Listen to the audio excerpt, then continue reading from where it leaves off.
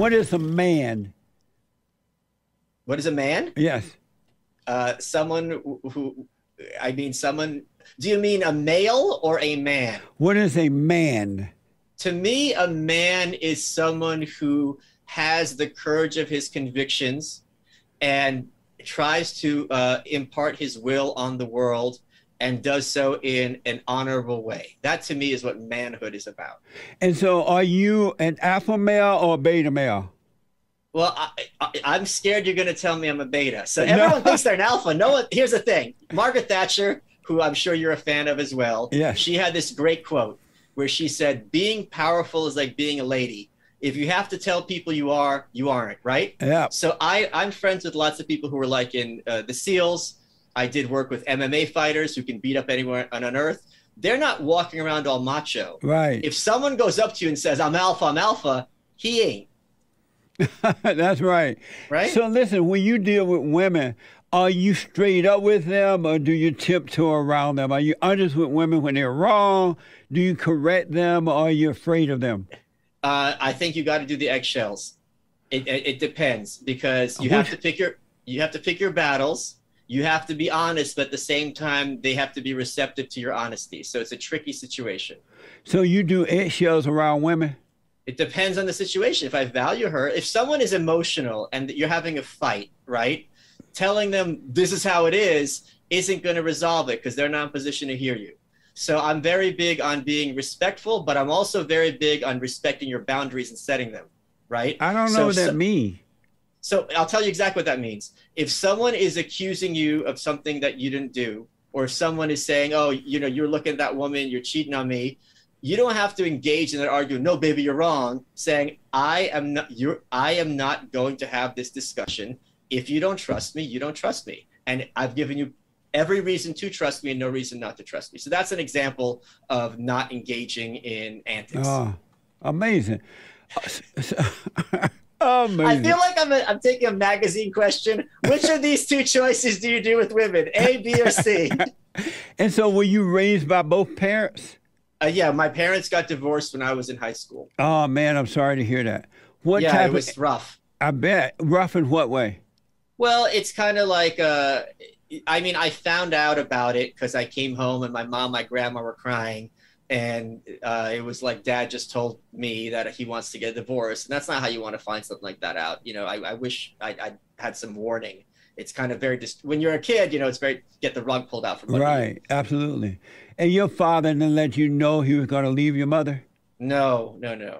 And so did you grow up close to your father or your mother? I was close with Dad, yes. So it felt like a very big betrayal. Oh, good. So oh, good? That's terrible. No, once he should have told you he was leaving. Yeah. But once he left, were you still close to him? No, not at all. You became close to your mother?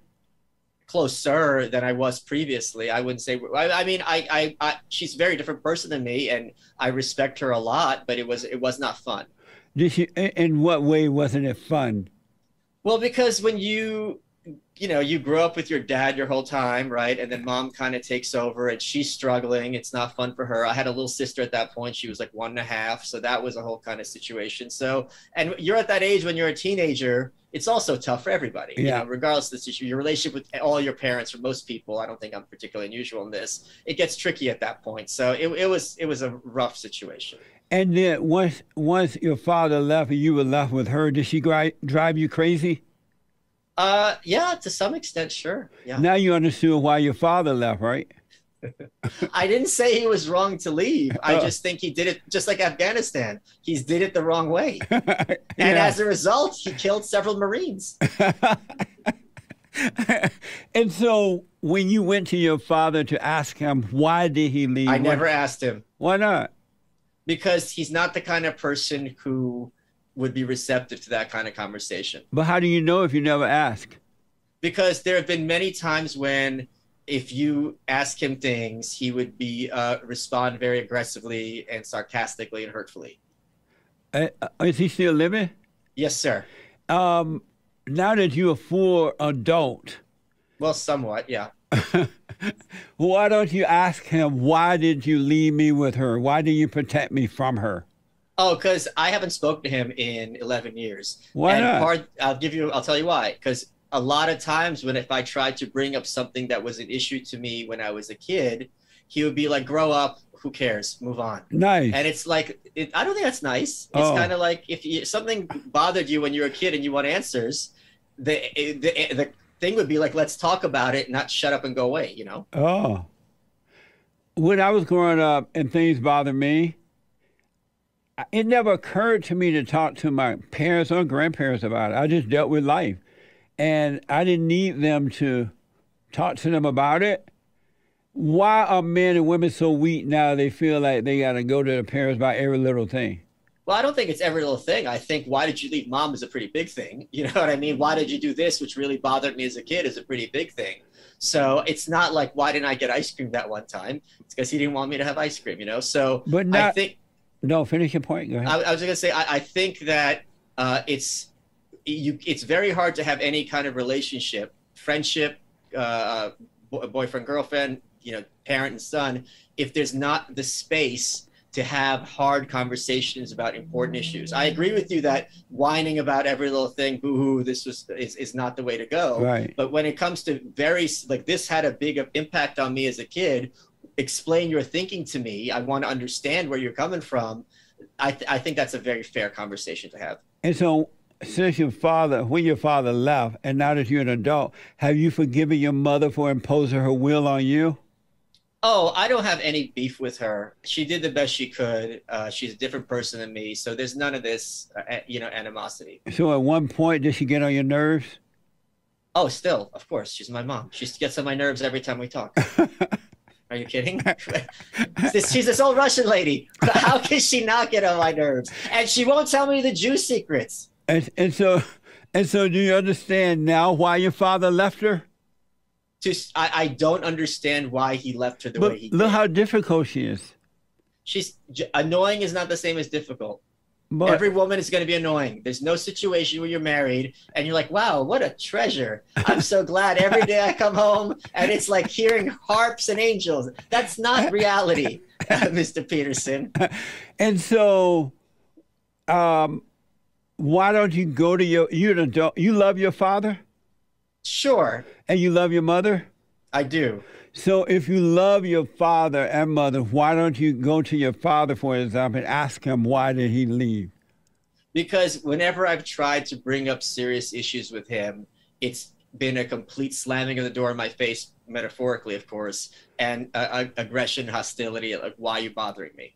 But how about if you went to him and say, you know what, Father, now that I'm an adult, I've tried this as an adult. This isn't I tried as a kid. I know, but now that I am an adult, I understand life and I understand men and women's situation. I'm sorry for resenting you for leaving. I now know why. I'm not sorry for resenting him. Oh, you're not? He did the wrong thing, and that wasn't the only wrong thing he did, to be fair. It's just not my business to kind of spill his crap publicly. But my sister still talks to him, and nice.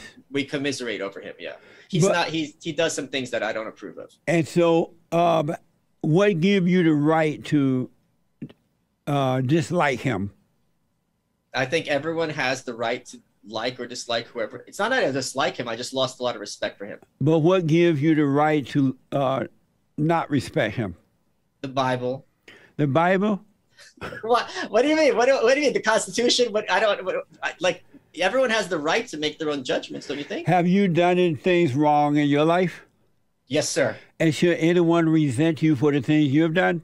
Yes, if I don't make amends, absolutely. Really? So you think it's all right to resent others? Of course. I think it's mandatory. But when you resent, you're judging others. Do you think we have a right to judge others? I think we have a duty to judge others. And yes. why?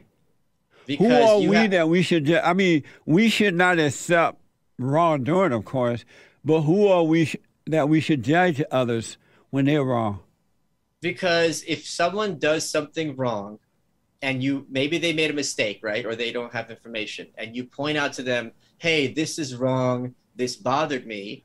And they're just like, too bad. And they're going to do it again. I don't think it's wrong at that point to say this person's not for me. But you should still forgive them and go your way. I can't forgive because it's not like this person has no impact. I don't even just mean my dad. If a person is still in your orbit and having impact on you and your loved ones, you can see this is the same person that's been having the situation. This is why it's important for people to kind of create boundaries. And if someone is a bad person, which I'm not saying my father is, right. But if someone is a bad person, it's important to, in your head, be like, this person will continue to do the wrong thing, and I have to make sure I'm not in a position where they're going to do that to me. But once you forgive them, realizing that, yes, they're wrong, but they can help themselves as you cannot help yourself, then you have natural protection from them. I think there's a difference between someone who tries to do the right thing and fails or makes mistakes and someone who doesn't care. Amazing. You don't think, no, because most people who are doing wrong things, they would want to care, but they don't understand why they do the things that they do. I disagree completely. I think lots of people every day do the wrong thing. They know they're doing the wrong thing. They don't care. So when you do wrong, you know what you're doing, but you just do it anyway? I don't. That's why I try to do the right thing all the time, because if I ever do the wrong thing, I feel very guilty about it. And so do you do wrong things at times? I have, of course. And what causes you to do wrong things? Is it you or something else causing you to do it? Well, it would depend on the wrong thing. Like, I mean, there was one example where, I snapped at a friend of mine and I felt really bad about it because I didn't have the information. I apologized to him and he said, I don't even care. I didn't even remember that. But that's like, I mean, I don't think it's true that everyone does the wrong thing on a regular basis. I think it's harder to do the right thing, but I think it's important to do the right thing so you can look yourself in the mirror the next day. Even forgiveness? I think that forgiveness is important if the person is actually feels bad about what they did. That's that's important to forgive them, so they don't have to feel that guilt. So you believe in forgiveness? Oh, 100%. But the person have to feel bad for you to forgive them? Yes. How did you come up with that rule? Because I don't know that I came up with it. I don't think it's that kind of especially unique to me. But if someone did something wrong, as we all have done, and they're like, oh, I was wrong, and here's why I was wrong, and I feel bad because I did this to you, and this is why you can be assured I'm not going to do it in the future. In that case, it's like, yeah, I get where you're coming from, and please don't feel guilty anymore. Let's move on. But God said to forgive others, and he will forgive you, and it's not based on whether they feel guilty or not. Well, God's a lot better person than me. Oh. Are you a son of God? What do you mean by that? Are you a son of God? I heard you. I just don't know what you mean. You don't know what it means to be a son of God? You mean like a Mormon? Isn't that like a Seventh-day Adventist? What does that mean, son of God? You are a son of your earthly father, right? Sure. Is God your spiritual father? I think he's all of our spiritual father. How about yours? I would say yes. And so are you his son? Apparently. You're not sure? Well, I don't know where this is going. No, I'm just wondering. I don't think of myself in those terms, no. And the reason I ask, because all sons of God operate in perfect love. They speak up, they deal with issues, but they have no resentment. Okay, then I guess I'm not a son of God. What the? Well, if I have resentment, and I have resentment for a lot of things, yeah. especially when people who are authority figures push their weight around, I'm not going to forgive them. And do you want to live a life of forgiveness, or would you rather live with anger? I'd rather live with anger. Really? Yes, because I think anger is good motivation when there's still wrongdoing on this earth. But anger bring no peace. I'm not here to bring peace, but a sword. Amazing. You sound like somebody else. You're your Jewish friend who stopped you on the street and told you our secrets. What is love? I think love is knowing and admiring someone else in their totality. Amazing.